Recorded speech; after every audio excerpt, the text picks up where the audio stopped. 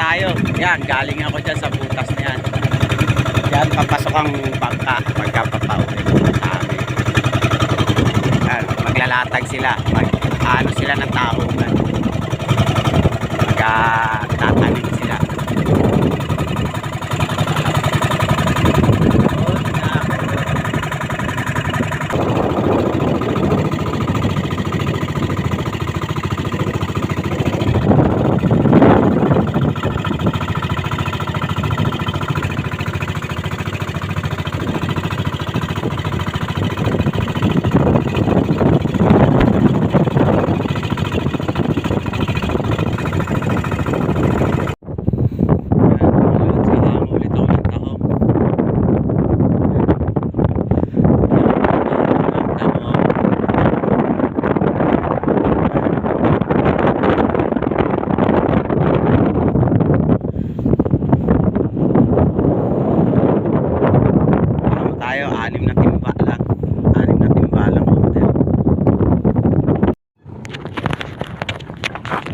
Yeah, mga lods, sisisid na tayo. Ayan na, sisid na naman. Hamon tayo ng tahong.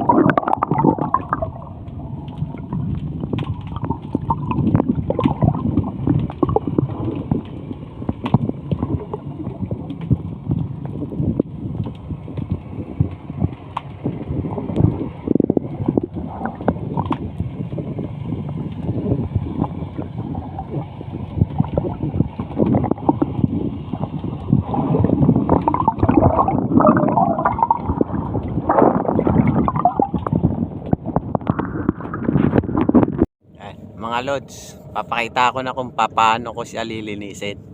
Kasi buo-buo siya eh. Yan o, buo-buo.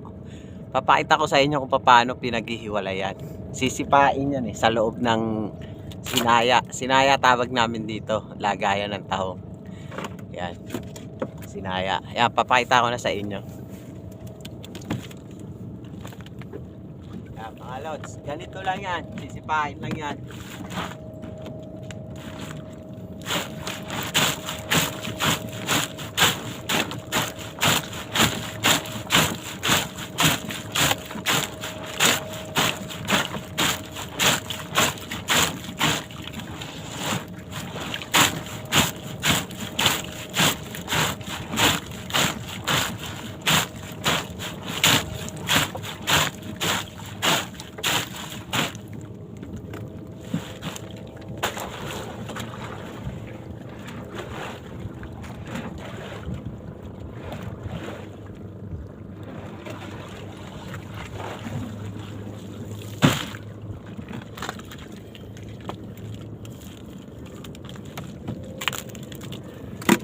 Kaya mga lods, naghiwa-hiwalay na siya.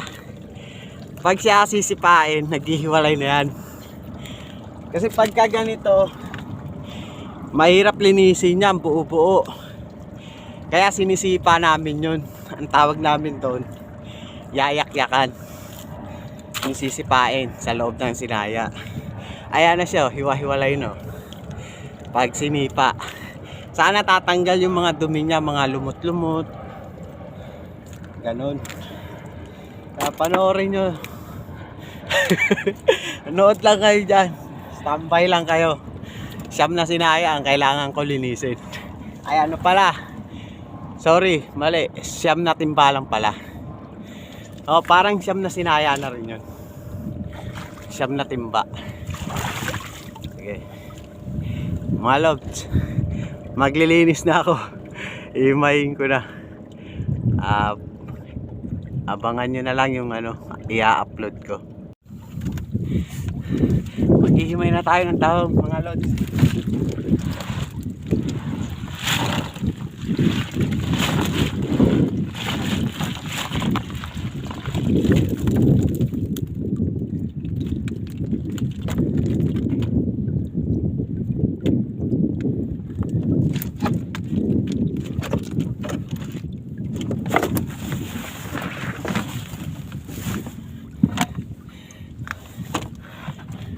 Mga lods, abangan nyo na lang ang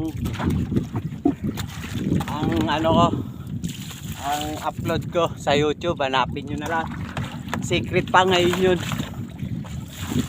Hanapin nyo na lang sa YouTube.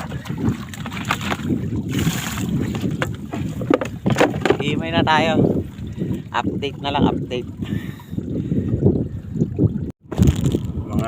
Mga lods, tapos na ako umango. Uuwi na ako. Pakita ko lang sa inyo. Naka-3 sako ako. Kada isang sako 3 timba. Yan. Ayan. Yan, 3 sako yan. Yan. Tapos yun yung maliliit. Pinagpilian. Ibabalik pa yan. Ibabalik ulit yan para lumaki. Yan mga lods. Uwian na.